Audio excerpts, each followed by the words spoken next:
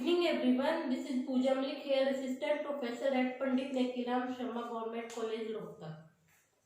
तो आज का हमारा टॉपिक है डेरिवेटिव। डेरिवेटिव क्या होता है? डेरिवेटिव एक फाइनेंशियल इंस्ट्रूमेंट है जिसकी वैल्यू डिराइव होती है अंडरलाइंग एसेट से। अंडरलाइंग एसेट कुछ भी हो सकती है, share, debenture, commodity, currency, Nifty, Sensex, कुछ भी हो सकती है। इसको हम एक एग्जांपल से समझेंगे। सपोज ये पर्सन ए है, ये जो है रिलायंस के शेयर परचेज करना चाहता है 500 रुपए में, लेकिन ये अभी जो है 500 रुपए पे नहीं कर सकता। ठीक है, पे नहीं करना चाहता और वो ये एक्सपेक्ट करता है कि भी प्राइस जो है फ्यूचर में शेयर के, रिलायंस के शेयर के इंक्रीज होंगे। तो दिक्कत ये है, जो इन्वेस्टमेंट करनी है वो आज ही करनी है। ठीक है, जो इन्वेस्टमेंट करनी है 500 रुपए की वो आज ही करनी है, लेकिन ए के पास पैसे नहीं है, तो वो अपनी प्रॉब्लम जो है स्टॉक एक्सचेंज के पास जाता है। ये स्टॉक एक्सचेंज के पास जाता है, उसको बताता है कि भी मैं ऐसे रिलायंस कंपनी के शेयर परचेज करना चाहता हूँ, लेकिन मैं अभी 500 रुपए नहीं दे सकता। तो जो है स्टॉक एक्सचेंज कहता है ठीक है, तुम मुझसे 3 महीने बाद, आफ्टर 3 मंथ्स तुम मुझसे जो है ये शेयर 500 रुपए में ले सकते हो। अगर जो है प्राइस जो है इंक्रीज हो गया, मान लो 700 रुपए हो गया, 500 से बढ़कर 700 रुपए हो गया शेयर का, तो जो है शेयर का प्राइस 500 से बढ़कर 700 हो गया, तो स्टॉक एक्सचेंज को नुकसान हुआ। ये 700 रुपए में देगा और 500 में इसको ए को देगा। तो जो है प्राइस जो है इंक्रीज होगा, इस जो है ये एक्सपेक्ट करता है ए। तो जो है सारा रिस्क कौन ले रहा है? स्टॉक एक्सचेंज ले रहा है। तो स्टॉक एक्सचेंज जो है ए जो है स्टॉक एक्सचेंज को 50 रुपए का प्रीमियम पे करता है। ये क्या है? प्रीमियम। क्यों? क्योंकि जो है स्टॉक एक्सचेंज जो है रिस्क ले रहा है, सारा रिस्क ए का। अगर जो है ये राइट टू बाय देता है, ऑप्शन देता है ए को कि तुम जो है मैच्योरिटी डेट पे जो है 3 महीने बाद तुम मुझसे परचेज करो या ना करो, तुम्हारी मर्जी है। ठीक है, तो इस प्रीमियम के बदले में स्टॉक एक्सचेंज इसको रिटर्न में देता है, एक नोट देता है, पेपर पे लिख के देता है कि A has right to bye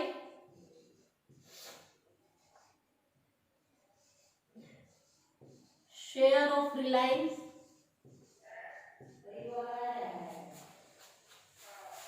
at 500 rupees after 3 months।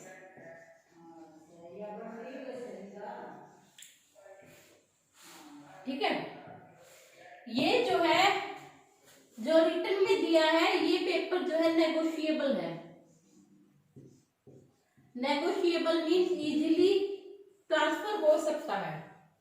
ठीक है, तो जो है शेयर का प्राइस 700 रुपए हो गया, 500 से बढ़ के जो है 700 रुपए हो गया प्राइस। तो जो है एक खुश हुआ। क्यों? क्योंकि ये 500 रुपए में खरीद लेगा और 700 में बेच देगा। तो एक और पर्सन है बी, ये है बी। ये कहता है ए को, मैं तुम्हें 50 रुपए दूंगा, तुम मुझे ये पेपर दे दो। एक मना कर देता है, एक कहता है नहीं, मैं 50 रुपए से ज्यादा लूंगा तुमसे। बी कहता है ठीक है। फिर प्राइस और इंक्रीज हो जाता है, 700 से बढ़ के 900 रुपए हो जाता है प्राइस। तो फिर बी कहता है मैं तुम्हें इसके 65 रुपए दूंगा, तुम मुझे पेपर दे दो। ए फिर मना कर देता है, कहता है कि भाई नहीं, मैं 65 से ज्यादा लूंगा।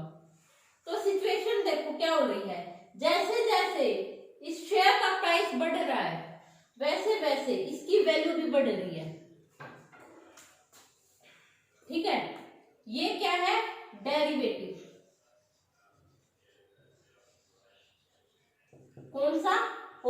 ऑप्शन है, ऑप्शन बोलते हैं इसको।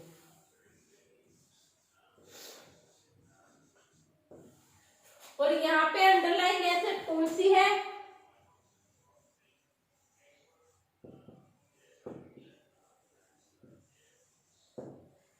शेयर्स, ठीक है। अंडरलाइंग एसेट्स है शेयर। जैसे जैसे अंडरलाइंग एसेट की वैल्यू बढ़ रही है, शेयर का प्राइस बढ़ रहा है, इसकी भी वैल्यू बढ़ रही है। अगर शेयर का प्राइस कम हो रहा है तो ऑप्शन की वैल्यू भी कम हो रही है, ठीक है।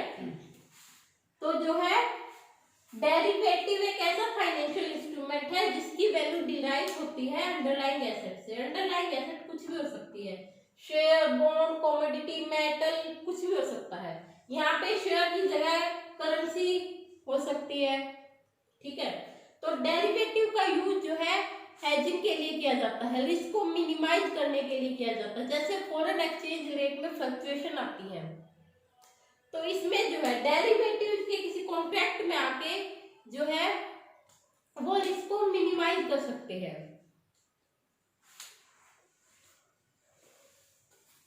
तो जो है डेरिवेटिव बेसिकली हेजिंग के लिए यूज होता है। तो स्क्रीनशॉट लेना है तो आप ले सकते हो।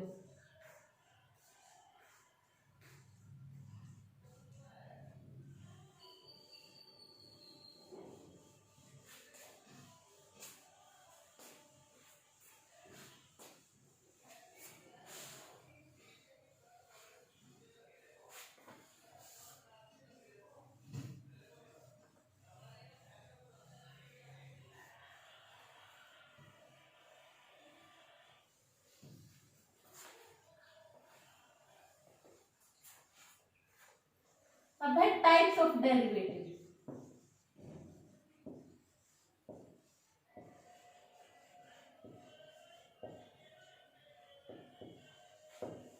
सबसे पहला है ऑप्शन। ऑप्शन को भी टू पार्ट्स में क्लासिफाई किया है, call option, put option.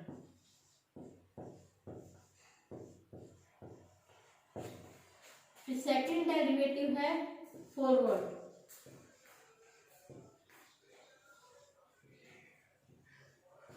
Third है फ्यूचर। फोर्थ है स्वैप। स्वैप को भी फर्दर टू पार्ट्स में क्लासिफाई किया है, इंटरेस्ट रेट स्वैप,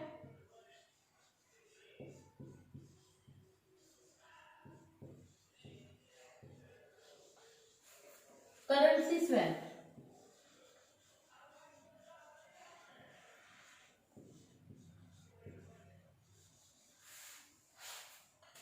आपको अगर स्क्रीनशॉट लेना है तो ले सकते हैं।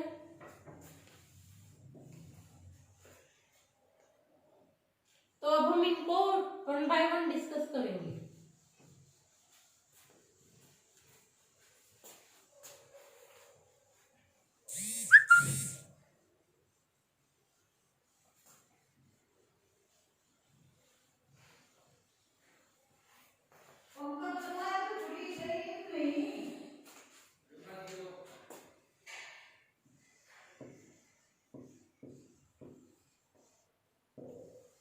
सबसे पहला है ऑप्शन। ऑप्शन को समझने से पहले हम एक एग्जांपल को देखते हैं, ठीक है, उससे आपको समझ आ जाएगा। वही एग्जांपल लेके चलते हैं। ये है, ये रिलायंस का शेयर परचेज करना चाहता है जिसका करंट मार्केट प्राइस जो है 500 रुपए है, लेकिन ये अभी 500 रुपए नहीं देना चाहता। तो ये अपनी प्रॉब्लम लेके स्टॉक एक्सचेंज के पास जाता है।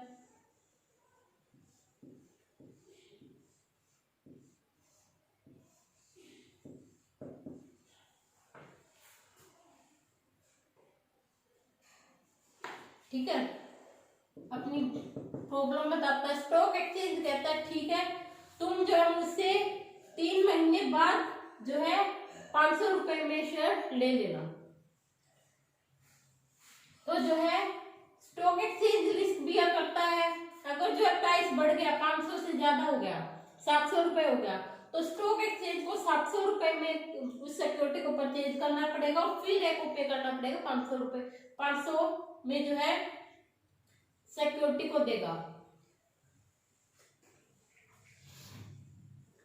ठीक है, तो सारा इसको भी करा स्टॉक एक्सचेंज, तो इसके बदले में ये जो है इसको प्रीमियम देता है, सपोज 50 रुपीज दे रहा है। ठीक है, अब प्रीमियम के बदले में ए को स्टॉक एक्सचेंज एक पेपर पे लिख के देता है, A has right to buy share of Reliance at 500 rupees after 3 months। ठीक है, अब प्राइस बढ़ गया, 500 रुपए से ज्यादा बढ़ गया, तो ये खुश हो गया। क्यों? क्योंकि 500 रुपए में यहां से स्टॉक एक्सचेंज से सिक्योरिटी को लेके 700 में बेच देगा, एक को प्रॉफिट हो। अगर प्राइस कम हो गया, 500 से घटकर जो है प्राइस 300 रुपए हो गया, तो ये जो है परचेज नहीं करेगा सिक्योरिटी को। क्यों? क्योंकि एक को लॉस हो रहा है। 500 रुपए में लेके स्टॉक एक्सचेंज से 500 रुपए में लेगा और बाहर कितने का मिल रहा है वो शेयर? 300 रुपए का। ठीक है, तो एक के पास राइट है, right to buy but not obligation, right but not obligation. जरूरी नहीं है कि एक खरीदे ही खरीदे, एक की मर्जी है, इसको राइट दिया गया है कि वो जो है 3 महीने बाद सिक्योरिटी को मुझसे खरीद सकता है। जो ये पार्टी एंटर कर रही है, ये इसका क्या नाम है? Option holder.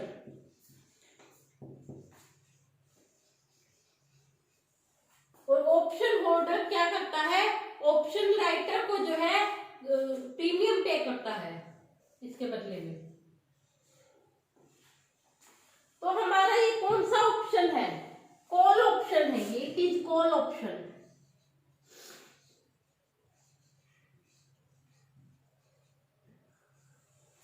अब पुट ऑप्शन देखते हैं। ये बी है, ठीक है, बी के पास रिलायंस का शेयर है। बी एक्सपेक्ट करता है कि प्राइस जो है डिक्रीज होंगे फ्यूचर में, लेकिन बी जो है अभी सेल नहीं करना चाहता शेयर्स को। तो बी क्या करेगा? स्टॉक एक्सचेंज के पास जाएगा, अपनी प्रॉब्लम बताएगा। स्टॉक एक्सचेंज कहता है ठीक है, 3 महीने बाद मैं तुमसे 500 रुपए में शेयर खरीद लूंगा। तो बी क्या देता है? इसको कंपनसेट करने के लिए प्रीमियम देता है, और प्रीमियम के बदले में वो एक पेपर पे लिख के देता है, B has right to sell share of Reliance at 500 rupees after 3 months।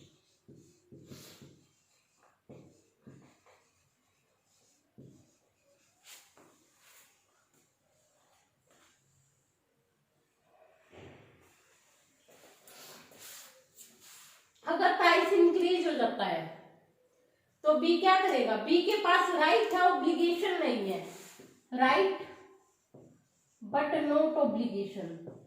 इसका मतलब क्या है?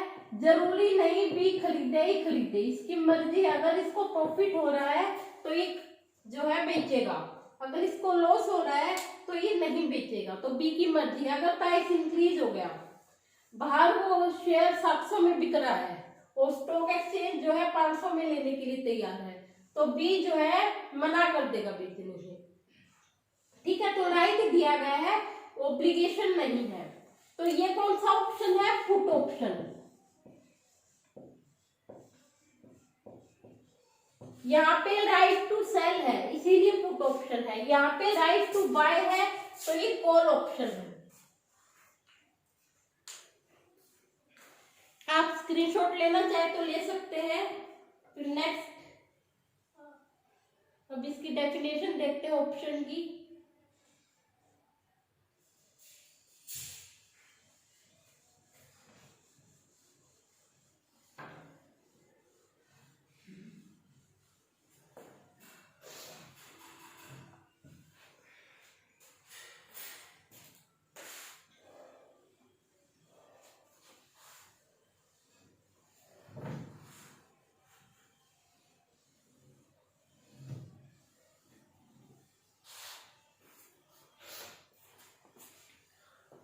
अब इसकी डेफिनेशन पे आते हैं ऑप्शन की। Option is a contract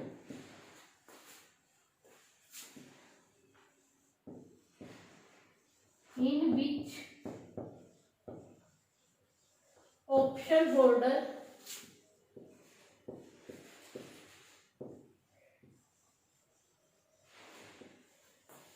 have rights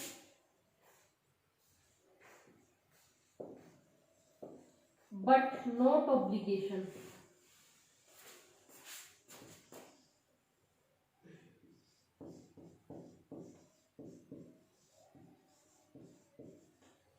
to buy or sell an underlying asset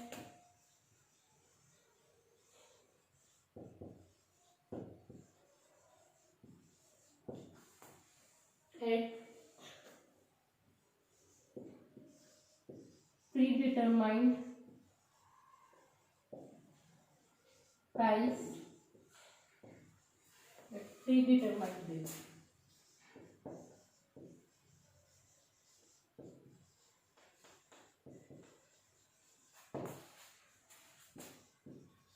In exchange of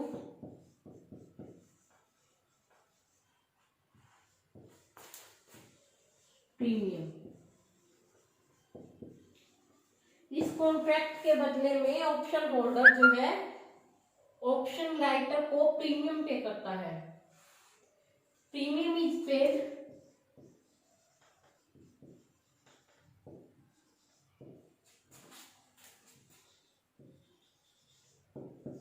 by option holder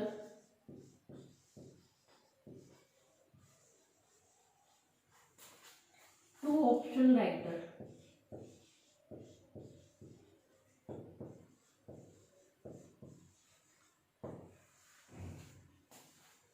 ठीक है, अब ऑप्शन को भी टू पार्ट में क्लासिफाई किया गया, कॉल ऑप्शन और पुट ऑप्शन। अब इसकी डेफिनेशन को समझते हैं। ऑप्शन एक ऐसा कॉन्ट्रैक्ट है जिसमें ऑप्शन होल्डर के पास राइट है, ऑब्लिगेशन नहीं है। मतलब कि ऑप्शन होल्डर चाहे तो बाय और सेल कर सकता है अंडरलाइंग एसेट को। अगर उसको लॉस हो रहा है तो बाय और सेल नहीं करेगा, तो उसके पास कोई कंपल्शन नहीं है बाय और सेल करने की। तो ऑप्शन होल्डर के पास राइट है, ऑब्लिगेशन नहीं है टू बाय और sell an underlying asset at predetermined price at predetermined date in exchange of premium. Premium के एक्सचेंज में जो है ये कॉन्ट्रैक्ट होता है। प्रीमियम कौन पे करता है? Option holder. किसको? ऑप्शन राइटर को। अब ऑप्शन को फर्दर क्लासिफाई किया गया है कॉल ऑप्शन। कॉल ऑप्शन क्या होता है? It gives right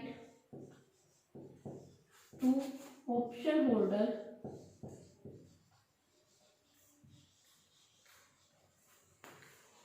but not obligation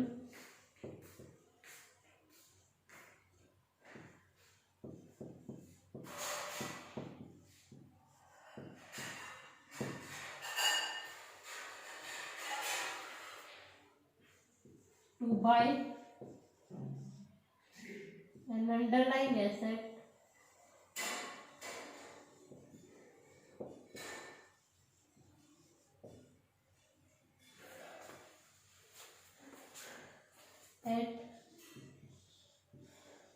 predetermined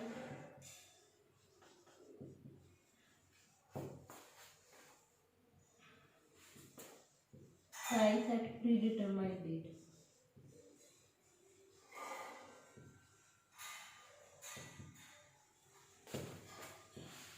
In exchange of premium.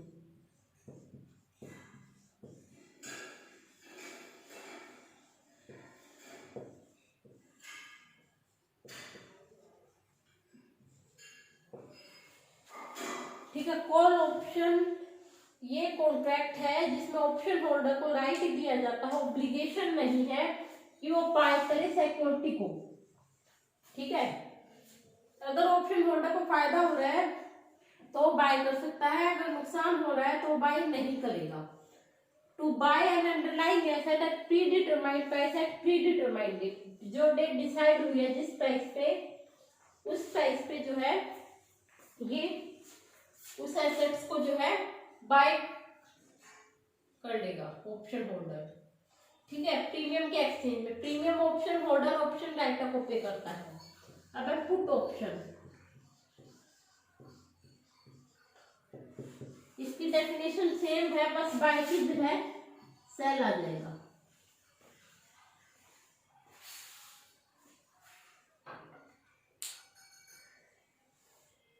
तो आप स्क्रीनशॉट लेना चाहे तो ले सकते हो।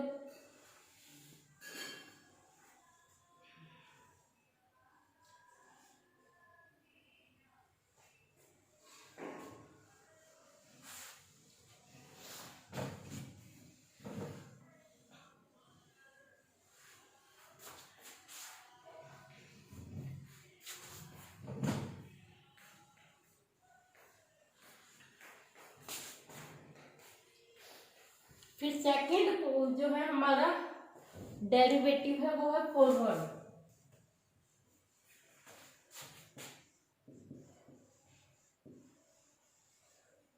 फॉरवर्ड क्या होता है? फॉरवर्ड एक कस्टमाइज्ड एग्रीमेंट है, मतलब कस्टमर्स की नीड्स के अकॉर्डिंग जो है चेंज हो सकता है टर्म्स एंड कंडीशन में। ठीक है, जिसमें दो पार्टी डिसाइड करती हैं कि वे बाय करेंगी या सेल करेंगी अंडरलाइंग एसेट को प्रीडिटरमाइंड प्राइस पे प्रीडिटरमाइंड रेट पे। इसको एक एग्जांपल के थ्रू समझते हैं, आपको समझ में आ जाएगा। सपोज ये ए है और ये पर्सन बी है। ए जो है रिलायंस के शेयर परचेज करना चाहता है, करंट प्राइस कितना चल रहा है 500। ए एक्सपेक्ट करता है कि प्राइस जो है इंक्रीज होंगे। ठीक है, प्राइस जो है इंक्रीज होंगे, लेकिन वो अभी बाय नहीं करना चाहता। बी के पास रिलायंस का शेयर है। ठीक है, और ये एक्सपेक्ट करता है कि प्राइसेस जो है डिक्रीज होंगे फ्यूचर में। तो ये दोनों एग्रीमेंट कर लेते हैं आपस में।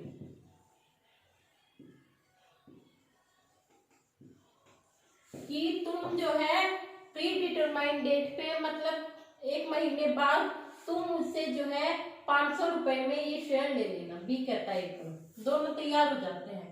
अब ऑप्शन और फॉरवर्ड में क्या डिफरेंस है? ऑप्शन में जो है ऑप्शन होल्डर को राइट दिया जाता था, ऑब्लिगेशन नहीं थी। उसके ऑप्शन होल्डर की मर्जी थी, अगर उसको प्रॉफिट होता है तो वो कॉन्ट्रैक्टमेंट हो जाता है, अगर जो है प्रॉफिट नहीं होता तो वो जो है बाय और सेल नहीं कर सकता, मतलब नहीं करेगा, क्योंकि उसको लॉस हो जाएगा। तो इसमें जो है कंपल्शन है, आप इस एग्रीमेंट में आ गए, अगर प्राइस बढ़ा तो भी 500 से बढ़कर 700 हो गया तो जो है बी को जो है सिक्योरिटी सेल करनी पड़ेगी ए को। तो forward is a customized agreement in which two parties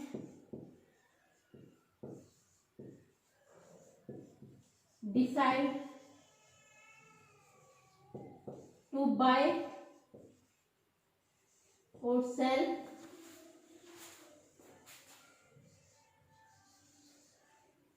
an underlying asset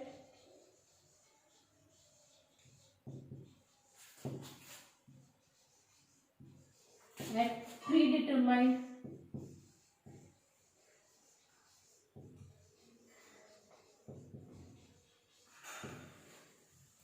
price at predetermined.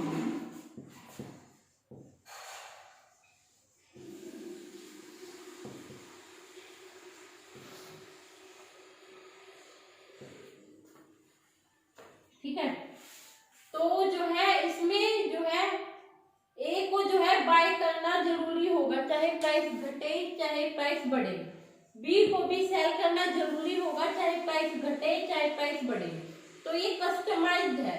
Customise मतलब कि भाई ये टेलर मेड है, कस्टमर्स की नीड्स के अकॉर्डिंग जो है चेंजेस किए जा सकते हैं। जो एग्रीमेंट है उसी में ही टर्म्स एंड कंडीशन जो है डिफाइंड होती हैं। ठीक है, तो ये था हमारा फॉरवर्ड। फॉरवर्ड और द काउंटर एक्सचेंज रेट, और द काउंटर एक्सचेंज है।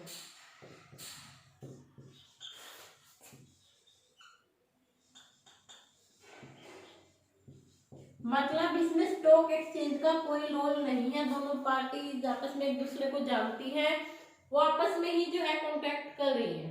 स्टॉक एक्सचेंज का कोई रोल नहीं है, कस्टमाइज्ड है।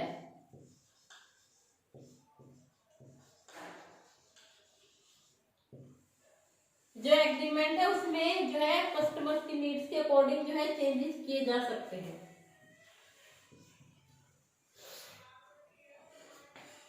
क्रेडिट डिफॉल्ट रिस्क ज्यादा होता है।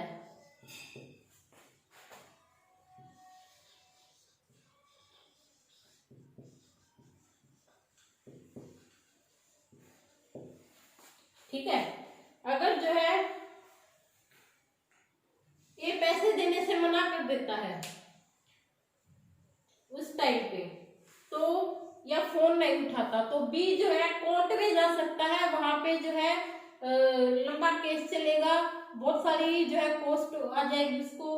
तो जो है यहाँ पे क्रेडिट डिफॉल्ट रिस्क जो है ज्यादा होता है। फिर है फ्यूचर। फ्यूचर एक फॉरवर्ड कॉन्ट्रैक्ट ही है, बस बीच में स्टॉक एक्सचेंज आ जाता है इन दोनों को बीच में। जब पार्टी एक दूसरे को नहीं जानती तो स्टॉक एक्सचेंज जो है एक ऐसी पार्टी को फाइंड आउट करता है जो सेल करना चाहती है शेयर्स को, और जिसको लगता है कि प्राइस जो है डिक्रीज होंगे फ्यूचर में, तो बीच में स्टॉक एक्सचेंज आता है, वो एग्रीमेंट करवाता है। तो ये था फॉरवर्ड। स्क्रीनशॉट लेना चाहो तो ले सकते हो।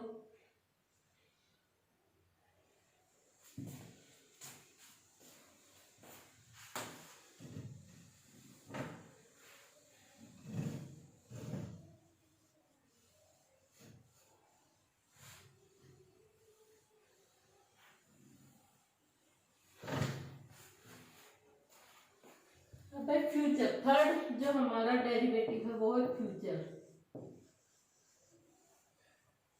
सपोज ये है, ठीक है, ये जो है रिलायंस के शेयर बाय करना चाहता है 500 रुपए में, लेकिन ये जो है अभी प्राइस पे नहीं कर सकता, अभी पेमेंट नहीं कर सकता।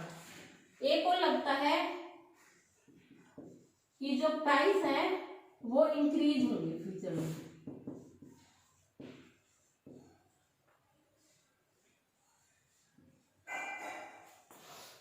ठीक है, तो ये स्टॉक एक्सचेंज के पास जाता है,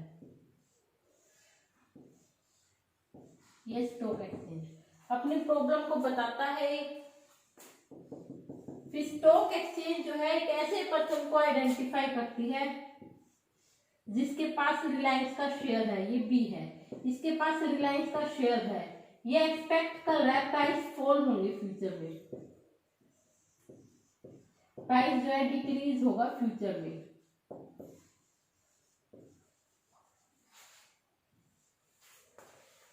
ठीक है, तो जो है बी अभी सेल नहीं करना चाहता शेयर्स को, 1 महीने बाद सेल करना चाहता है, तो जो है ये भी स्टॉक एक्सचेंज के पास जाएगा। तो स्टॉक एक्सचेंज कहेगा ए को, ठीक है तुम मुझसे 1 महीने बाद 500 में मुझसे शेयर ले लो, और बी स्टॉक एक्सचेंज बी को कहता है मैं ले लूंगा तुम्हारे शेयर 500 रुपए में 1 महीने बाद। ठीक है, तो बस है तो फॉरवर्ड कॉन्ट्रैक्ट ही, लेकिन बीच में स्टॉक एक्सचेंज आ गया। स्टॉक एक्सचेंज मीडिएटर का काम करता है इन दोनों के बीच में। तो फ्यूचर एक स्टैंडर्डाइज्ड कॉन्ट्रैक्ट है जिसमें 2 पार्टी डिसाइड करती हैं बाइंग और सेलिंग ऑफ अंडरलाइंग एसेट, ठीक है, at predetermined rate at predetermined date. तो फ्यूचर स्टैंडर्डाइज्ड कॉन्ट्रैक्ट है, जो टर्म्स एंड कंडीशन है वो स्टैंडर्डाइज्ड है, चेंज नहीं हो सकती। Contract in which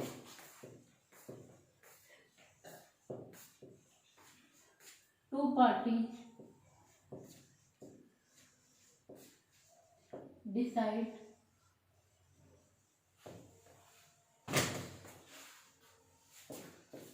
to buy or sell underlying asset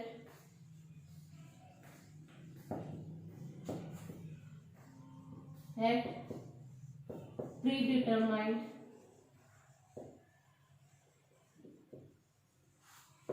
price at predetermined date।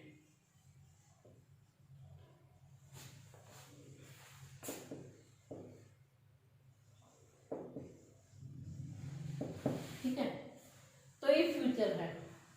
तो फॉरवर्ड और फ्यूचर के बीच में डिफरेंस देख लेते हैं।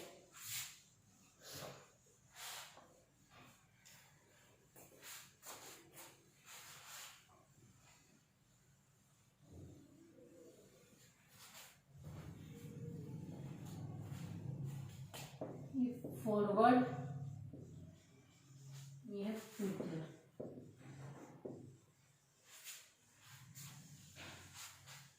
Forward over the counter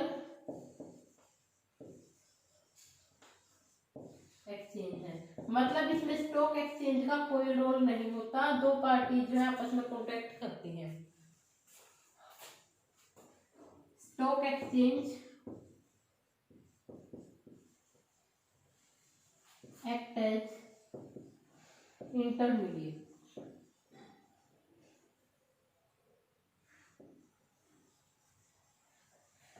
mediocre का काम करता है स्टॉक एक्सचेंज। ये जो है कस्टमाइज्ड है, ये स्टैंडर्डाइज्ड है, इसकी जो टर्म्स एंड कंडीशन है उसमें चेंज नहीं हो सकता इजीली। इसमें जो है चेंज कर सकते हैं हम, इसमें ज्यादा रूल्स और रेगुलेशन नहीं होते, लेस रूल्स रेगुलेशन।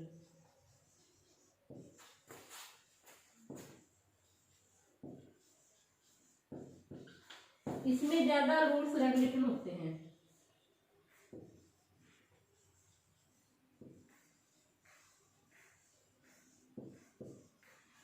इसमें क्रेडिट डिफॉल्ट रिस्क ज्यादा होता है।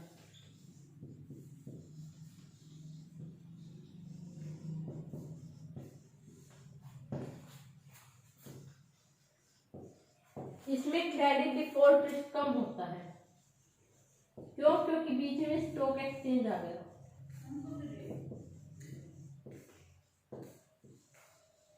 कैसे? सपोज फ्यूचर है, फ्यूचर में जो है, फ्यूचर में 2 पार्टी कॉन्ट्रैक्ट कर रही है, स्टॉक एक्सचेंज बीच में मीडियोकर का काम करता है। तो जिसको पेमेंट करनी थी उसने उस दिन फोन नहीं उठाया, स्विच ऑफ कर दिया, तो जो है स्टॉक एक्सचेंज अपनी जेब से तो पैसे देगा नहीं, दोनों से ही, ए और बी दोनों से ही जो है मार्जिन ले लेगा, एडवांस में पैसे ले लेगा कुछ। तो इसमें जो है मार्जिन रिक्वायरमेंट होती है, रिक्वायर्ड होता है। तो इसमें डिफॉल्ट रिस्क जो है कम है,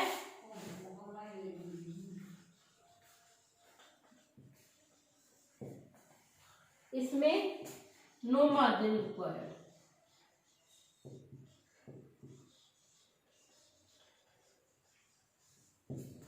ठीक है, तो ये था डिफरेंस फ्यूचर और फॉरवर्ड के बीच में।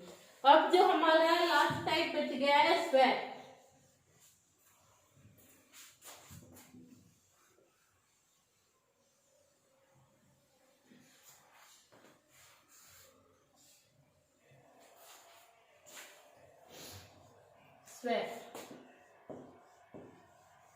स्वैप क्या होता है? स्वैप में जो है दो पार्टी के बीच में कॉन्ट्रैक्ट होता है जिसमें वे एक्सचेंज करते हैं कैश फ्लोज को और फाइनेंशियल ऑब्लिगेशंस को जो है एक्सचेंज करते हैं।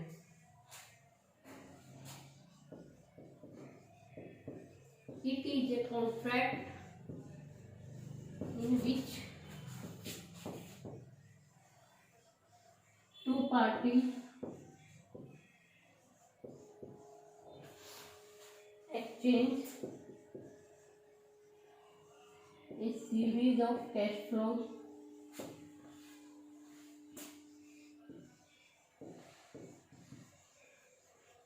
या फाइनेंशियल ऑब्लिगेशन।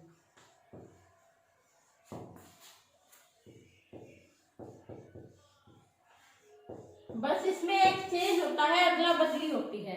इसको मैं एक एग्जांपल के थ्रू समझाती हूँ, तब समझ में आ जाएगा। जैसे एक पर्सन है ए, ये ए है, ये कश्मीर में रहता है। कश्मीर में एप्पल का प्राइस चल रहा है 20 रुपीज पर केजी और ऑरेंज का चल रहा है 100 रुपीज पर केजी। ए जो है ऑरेंज खाना चाहता है। एक पर्सन बी है, गुजरात में रहता है। ये बी है, ये गुजरात में रहता है। वहां एप्पल का प्राइस जो है 100 रुपए है और यहाँ पे ऑरेंज का प्राइस जो है 20 रुपए है। एक पर्सन सी है जो इन दोनों को जानता है, तो ए कहता है मुझे जो है ऑरेंज खानी है सी को, और जबकि ऑरेंज का प्राइस 100 रुपीज है और एप्पल का 20 रुपए है। ठीक है, और जब बी कहता है सी से कि मुझे जो है एप्पल खाने हैं, एप्पल का प्राइस 100 रुपीज है, ऑरेंज का 20 रुपीज है। बी क्या खाना चाहता है?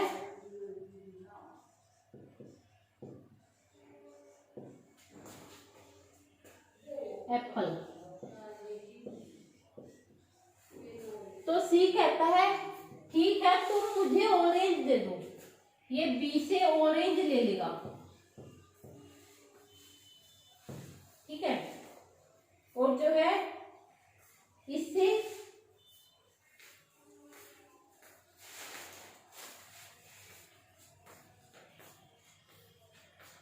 जो है एप्पल ले लेगा। ठीक है, फिर एप्पल इसको दे देगा और इसको ऑरेंज दे देगा।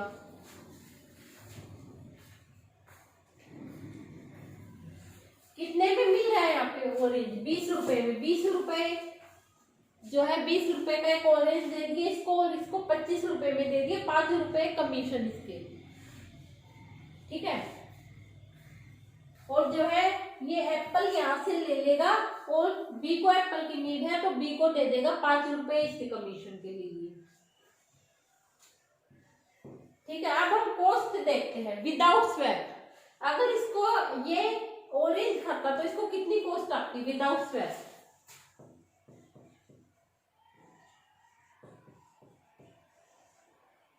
ए की कॉस्ट आती ऑरेंज की 100, बी को एप्पल खाना था उसकी आती 100, टोटल कॉस्ट आती 200। अब देखो आफ्टर स्वैप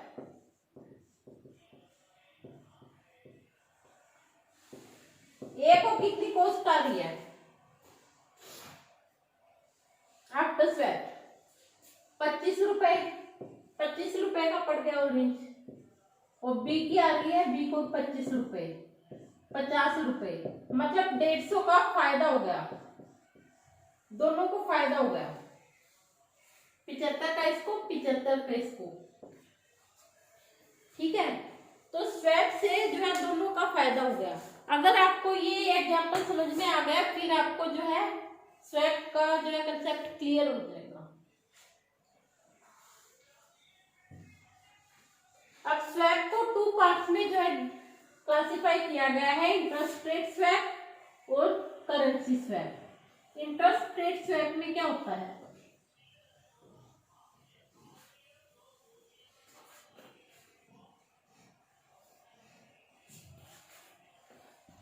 सपोज 2 पार्टीज हैं, ए जो है बैंक के पास जाती है,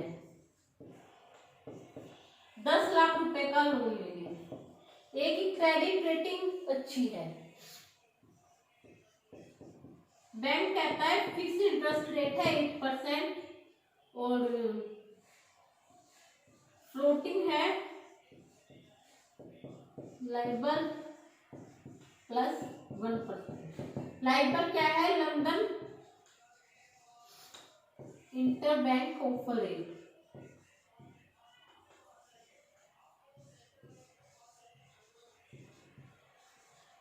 जो इंटरनेशनल बैंक में जिस रेट पे जो है ट्रांजैक्शन हो रही है, लेन देन हो रहा है, वो रेट प्लस उसके ऊपर कमीशन 1%। ठीक है, और एक बी है, बी को भी 10 लाख रुपए का लोन चाहिए, प्रिंसिपल अमाउंट सेम रहेगी। ठीक है, बी जाता है बैंक के पास, इसकी क्रेडिट रेटिंग अच्छी नहीं है, तो इसको फिक्स इंटरेस्ट रेट 12% मिलता है, और फ्लोटिंग जो है मिलता है लिबर प्लस 3% कमीशन। जो इंटरनेशनल बैंक में जो है रेट चल रहा है उसके ऊपर 3% कमीशन, ये फ्लोटिंग रेट है। तो ए जो है, ए ये सोचता है कि भी जो हमारी सिक्योरिटी है इसके प्राइसेस फ्यूचर में फॉल होंगे, इंटरेस्ट रेट जो है डिक्रीज होगा। ठीक है, तो वो फ्लोटिंग को अडॉप्ट करता है। बी रिस्क नहीं लेना चाहता ज्यादा, बी फिक्स को अडॉप्ट करता है। बी सोचता है कि भाई जो फ्लोटिंग में जो इंटरेस्ट रेट है वो बढ़ेगा, ठीक है, लीवर बढ़ेगा। तो अगर जो है इंटरेस्ट रेट कम हो गया, ठीक है, इसको तो फायदा है, इसको नुकसान है।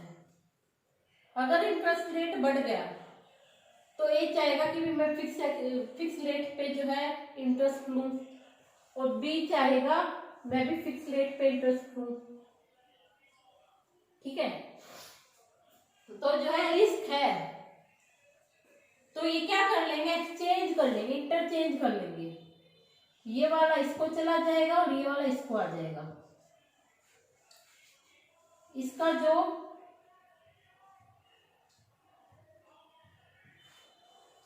ठीक है, जिससे दोनों की कॉस्ट कम आ जाएगी। अगर जो है इसको लॉस होता है तो लॉस कवर कौन करेगा, जो पार्टी गेन कर रही है वो जो है लॉस जितना होता है उसको देगी, और जो है जो गेन हो जाएगा वो दोनों पार्टीज में जो है डिवाइड हो जाएगा। तो इससे दोनों को फायदा है स्वैप से। फिर है करेंसी स्वैप। करेंसी स्वैप क्या होता है, करेंसी स्वैप में जो है ये एक एग्रीमेंट है, कॉन्ट्रैक्ट है दो पार्टीज के बीच में, जिसमें वो जो है करेंसी को एक्सचेंज करती है फ्यूचर में एट प्री डिटरमाइंड रेट पे। ठीक है, तो ये था करेंसी स्वैप। आज हमने पढ़ा derivatives and types of derivative. Thank you.